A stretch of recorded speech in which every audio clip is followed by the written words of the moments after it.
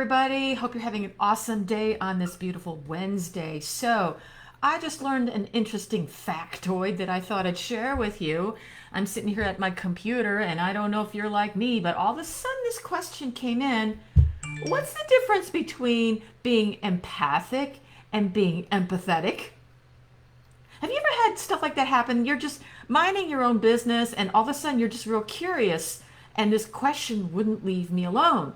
So, to save you all time, I did some research, and this is what I found. They basically mean the same thing. They are variants on the same word. And empathic is the shorter form, and it's more commonly used in scientific literature, psychology, maybe some of the self-help discussions.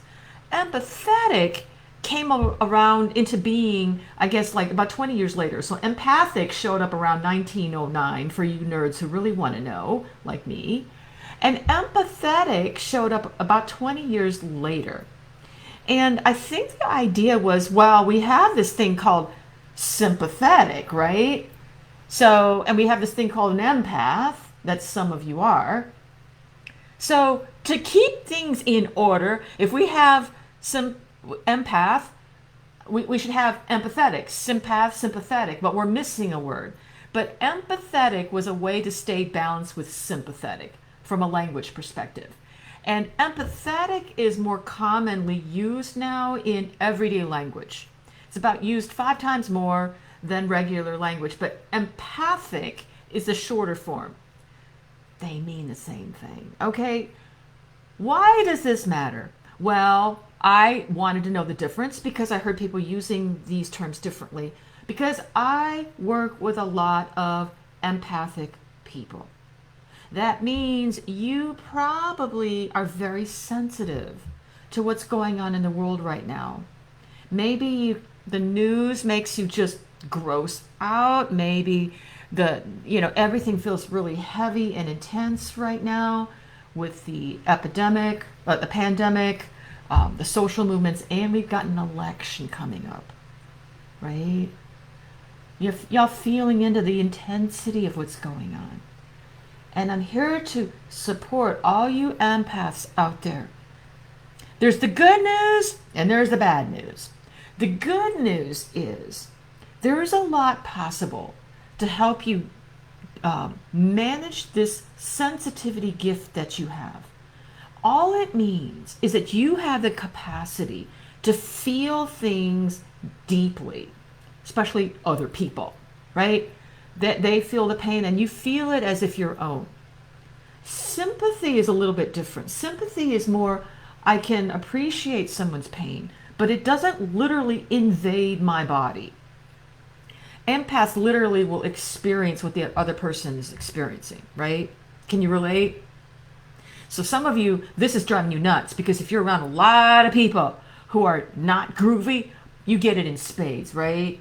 Can you feel into this? The good news is there's a lot of things you can do. I can show you. It doesn't have to be me. It can be other people to help you harness this gift, because it is a gift, folks. Some of you might feel like it's a curse. Your sensitivity is a gift. It can either feel like I've said before, a Lamborghini that's in your garage and you can take it out for a drive and navigate the curves of the highway beautifully, or it can feel like it's just driving you into a ditch, right? Because it's this finely tuned instrument. So the good news is there's a lot available from a spiritual and personal development point of view, because if you're an empath and you feel the pain of others differently, what's probably happening is that you're finding ways to avoid pain because it's overwhelming. And at the same time, you probably feel a calling to help in some way. And that drives you crazy, right? So either way, you're, oh my God, I can't stand to feel it and I want to do something about that. Can you relate? This is very common. So the good news is there's a lot you can do to harness this gift so that you can do more. You can take your Lamborghini out for a ride and it won't crash and burn. And you might actually enjoy your life a little bit more. The bad news is, folks, I'm just going to be real straightforward with you. The intensity of the world is increasing. We're heading into an election. And there's nothing like an election, especially this one, which is not normal, not typical, that is going to raise the stakes of energetic sensitivity for everyone. And you're probably going to feel it, right? Maybe you're already just cringing at what's going on. Are you with me on this? So the bad news is, don't expect the world to stop turning. It's going to turn faster. So this is one way of saying you might as well jump on board. Do things now to get stronger. Because if you don't, you're likely to be becoming more and more overwhelmed, and this is impacting your health, right? It's making you retreat from people, maybe feeling like a little bit of a hermit, maybe wanting to shut out the world. Are you with me on this? I was talking to a client yesterday. She said it beautifully. I love humanity. It's people I can't stand. I've said that before myself. And although we laugh, there's some truth into that. So what do? Because most empaths weren't really designed to be hermits either. You might think you are, but you're not. You just don't know how to drive this Lamborghini well.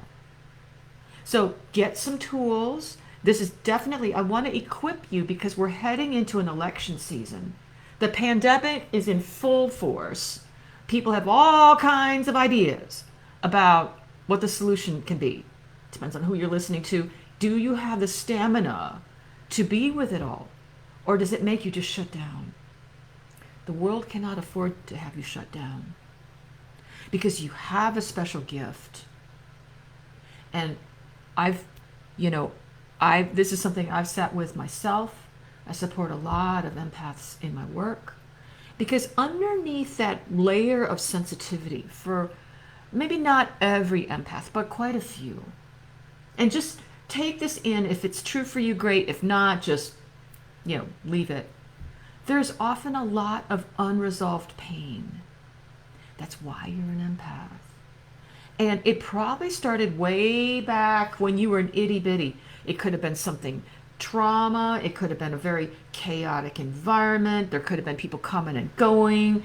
A lot of difficult energies that you, as this young little being, it was way over your pay grade.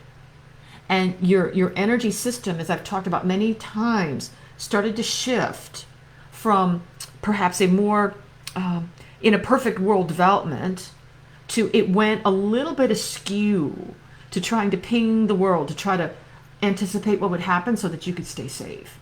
And now fast forward a few decades, you're still doing it. And it's hard to turn off, right? Don't worry. I specialize with this, work with this a lot. Because some of you are feeling the calling to something more. And this thing is getting in the way. As much as you can't stand the pain of the world, empaths also feel a deep, hey, Laura, a deep, chime in. Oh, I get to actually see your comments, Laura. Chime in. Empaths feel a deep calling to serve. And this is agony, right? I see the pain out there. I cannot stand it. I could either try to avoid it, turn off the TV, shut myself off to try to feel better. Not that that's what I really want, but I don't know what else to do. Can you relate? And at the same time, I'm feeling a calling to serve in some way. It's like a no-win feeling. And Laura, you can tell me, how your particular flavor of empath, we're talking about the difference between, well, I started off, is there a difference between being empathic and being empathetic? These words are thrown around. And what I just woke up this morning and said, I got to know if there's a technical difference or not. Awesome. Join the club. Join the club. Thank you, Laura. It's nice to know that I'm not sounding like Greek. So, like I said, your sensitivity it just means you have the capacity to feel a lot more than the average bear, right? But depending on who was talking to you, it might have had a, you're so sensitive, like a bad thing. And maybe you've devoted, I don't know, years to building some sort of callous, tough. Don't do that. There's another way to do this. Because if you were truly destined to not be with people, you would be a hermit. Now, some of you might be living like hermits, but it's not really what you would prefer either, is it? You would just prefer that you could be around people and not be, right? There's a way to do this. And so, ladies and gentlemen, I just want to introduce that I've been doing this work a long time. The solution, from my point of view, is not a cognitive one. I'm not interested in you clearing a belief or processing. Some of y'all have been doing way too much processing. There's nothing wrong with that, but it's the slow way. You might get 3% improvement a year. Next year, maybe 3%, a little bit better. Reading my self-help books, saying my affirmations, doing my visualizations around this empathic sensitivity. There's nothing wrong with it, but that's slow. In my experience, because this is an energetic dance between you and people, not you and just the bathroom mirror, right? It happens with people. The special sauce, the secret, is an energetic one. And it also needs to be done with people. That's why some of you doing meditation and all sorts of great qigong and all that groovy stuff by yourself. Yeah. Laura's saying, I'm learning to understand what I feel and be able to explain it better. Yay. This is not something that does well with you off in a corner by yourself. You might think so. You might say, well, I'm an empath. I need to go back, be by myself and process this away, because that's what you've done, right? You've absorbed crap from the outside and you've gone away some way to process it away. That's one way of doing it. Yeah, people and collective consciousness. So what happens is sometimes empaths sort of take it upon themselves to take this stuff and go do work on it. Clear it from their body. That's one way of doing it. My point of view is that it's not optimal, because it sends you into this constant processing away of the world's pain, as if that is your purpose on the planet.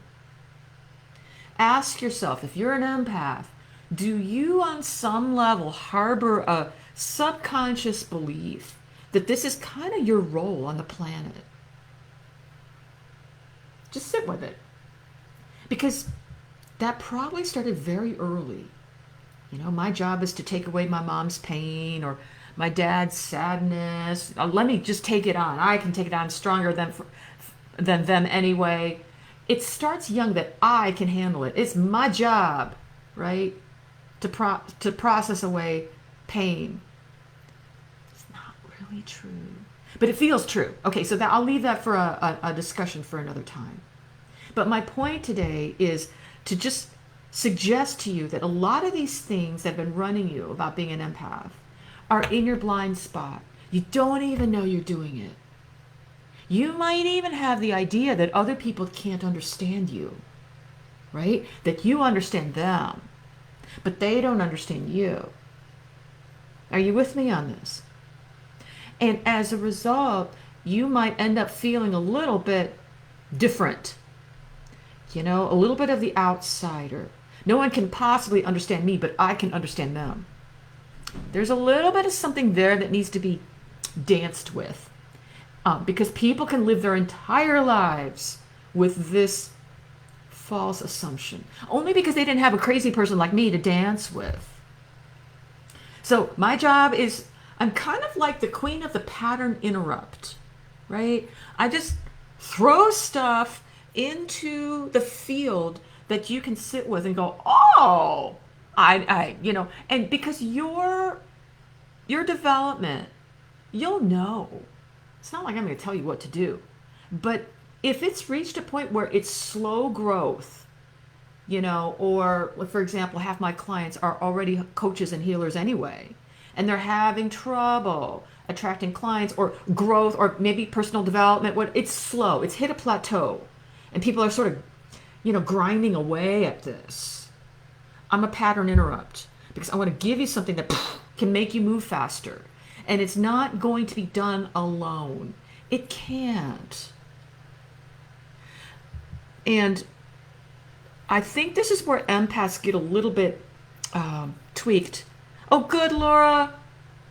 How's this landing for you, Laura? It's so nice to actually see chat comments in more real time. I don't know why sometimes I do and sometimes I don't.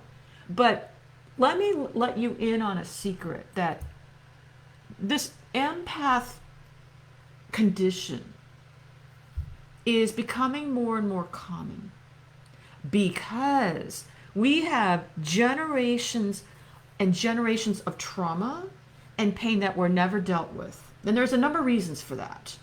I won't get into them now. But it's not like this stuff just heals itself magically. It doesn't. It goes underground and it piles up and it piles up. Then it whacks somebody down the line who, it's, I don't know, this gets into questions that are much bigger than me. I can only tell you that this empath condition has now resulted in a population of very heightened, sensitized, sad, and frightened people. Layer onto that a pandemic. Layer onto that massive social change of what's going on with Black Lives Matter or Me Too.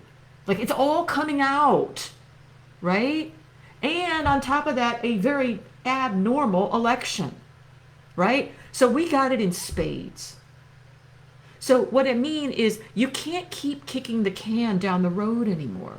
You could, but do you want to? And at the same time, some of you feel the need to call to be of service, and maybe you have one client a day and you're exhausted, right?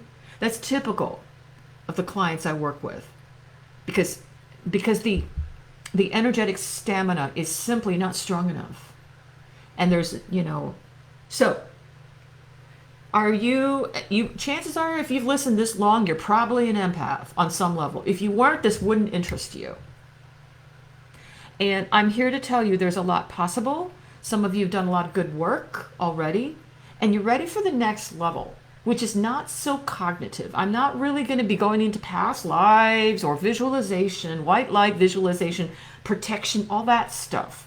You've already done that. How's it working?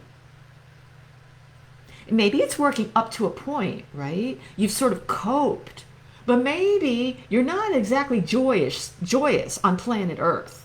So that is a very clear indicator there's more, right? It's not like everybody else came down to the planet to have a groovy life except you, and your joy factor is only set at first gear for the rest of your life, and everyone else is allowed to go to overdrive. Some of you may have assumed that already. I'm an empath. This is the way I am. My job is to help other people, take on the pain of the world, help them because they can't help themselves. There's a lot of blind spots in this. And now multiply that by a few million people and a population that's just like, every news thing on CNN or whatever, and you're down for the count. Are you with me? You're not alone. Our inability to sit with pain, as if pain is a bad thing. Kindred, oh, wonderful, Laura. I'd love to hear how you're kindred with this. Because really, how do I put this? If this is important to you, if you can sense that your life is meant for more than just sucking it up and trying to manage your energy and put white light visualization around you, nothing wrong with that. But if that's as far as you can think, I'm encouraging you to just be imagining more possible.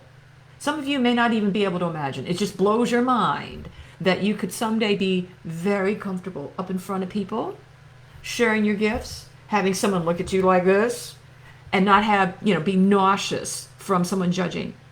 or be able to go to a mall and not be picking up everybody's stuff, or be, watching the news and not feeling nauseous. It is possible. You're not going to be able to get to that level probably by yourself, because if you could have, you would have already. This sensitivity started in a dance with somebody. Like I said, way back in the day, kids weren't born this way. It's just something that got wired in. Things are good. I agree. Lots changing underfoot, isn't it? I'd love to hear from you, Laura. What are you noticing is transforming? I know my world is transforming very quickly. The kinds of things I'm starting to speak out more on these Facebook Lives is changing. The clients that are coming to me are presenting, different things than I've seen before. That's kind of exciting. So it's a good time to be on the planet. And don't do this alone. You'll drive yourself crazy. You won't reach your full potential. No one person has the answer. But, be curious about what else is possible. So, so for me, my growth accelerated a lot out of, 15, 20 years of depression when I started actually connecting to people that understood this energetic dance. It's not about me clearing my negative beliefs, although that is helpful. And I do some of that, right? Because if you're an empath, or if you're empathic, it's funny, we have an empath. Are there sympaths? I don't know. But if you're empathic, English was probably not your first language. Energy probably was.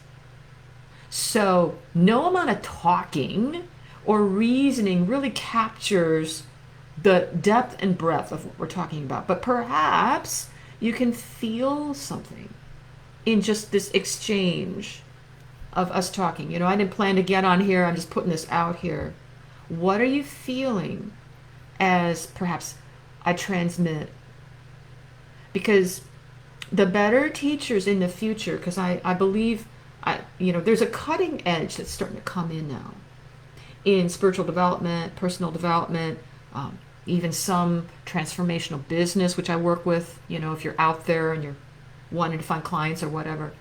This edge it's all going to be coming from more of a transmission energy than a teaching energy. Meaning, I could probably get on here and speak Chinese, and you guys might still feel something. That would be groovy.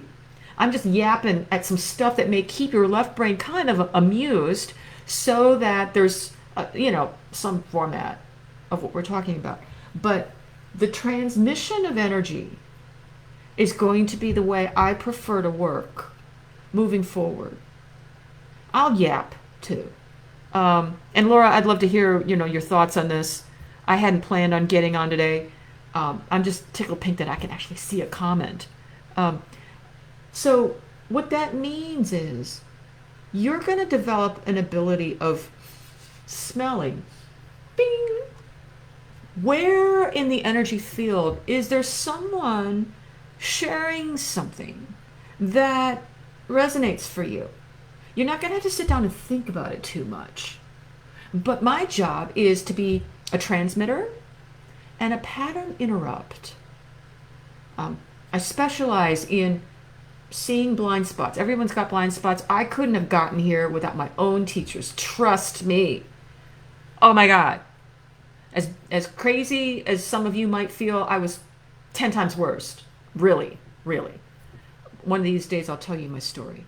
But you will know when someone is speaking truth to you and inviting you into a bigger vision for yourself.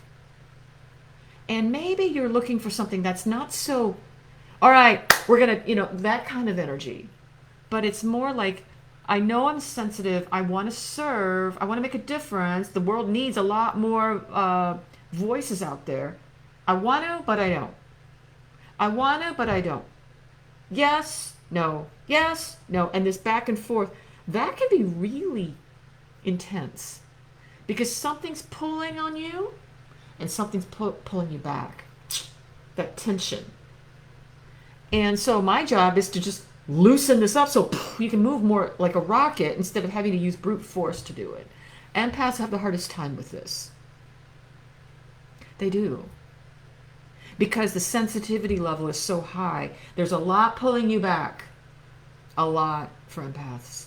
And the calling will not leave you alone. I used to be really pissed at this. So what was I going to say? So yeah, embrace your gift, be curious, and I'm going to sort of poke at you. This is not going to be something you can just do all by yourself. And I know empaths think they can. Oh, give me a book. Let me go meditate on it, right? Nothing wrong with that. But the growth edge for you is being with people. How are you going to do that by yourself, right? You're probably going to go away and you know, go down a rabbit hole of processing and understanding great insight. And the minute you're around people again, you feel that. So you need an environment to practice in a safe way. We're not going to put you in the middle of a rock concert or in the middle of a Democratic or Republican debate. That would be silly. But a safe environment where you can start practicing some simple energetic dances just to see how you're doing. You're not going to be able to do that by yourself. I've specialized in looking at people's auras and noticing blind spots to give you something to play with that you can't see. So it's fun. So just sit with me. And because I'm coming out more and more with some things that I've kept hidden for a while for a number of reasons, I want to invite you, if this sounds like something you want to be curious about, I am going to be running a 5-day challenge free, just 30 minutes a day where I'm going to show you some things. Just try them, and they'll be simple. And I think you're going to start noticing your stamina amidst the chaos. You'll surprise yourself that the news won't make you feel so nauseous. You won't feel so angry. You won't be so overwhelmed with people's stuff. We are heading into election season, and we really need more people with stamina. If you are hiding away because you feel like you're too sensitive, nothing wrong with that, but it's not the only way to be in the world. We're not talking about any sort of self-abuse, but you have bigger things in the world to do, right? Otherwise, you wouldn't have listened this long. This would bore you. This interests people who understand energy at a deeper level, and you're doing it by yourself.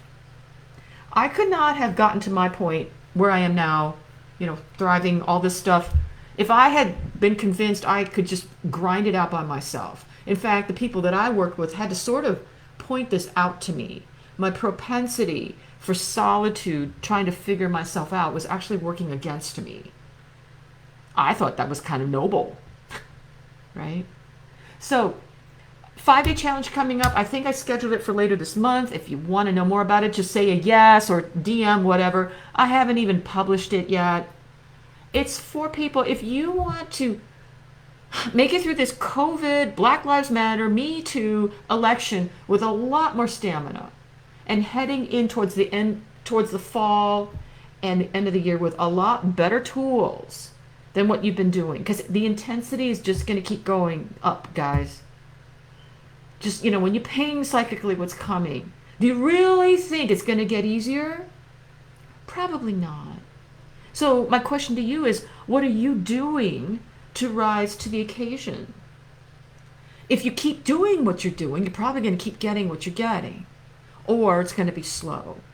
So why not join a community, right? I mean, goodness gracious. And for some of you, you're going to know you want to work more with a mentor in a more structured way. But this 5 days is free every day. It's going to have fun. I might have some prizes to encourage you, to incentivize you, because empaths are easily distracted. So anyway, gosh, have I gone on long enough?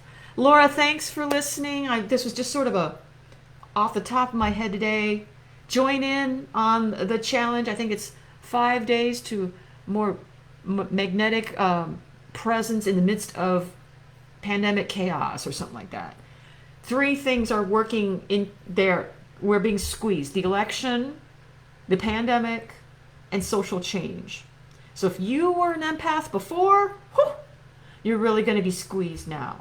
So I encourage you to up-level your tools really for you.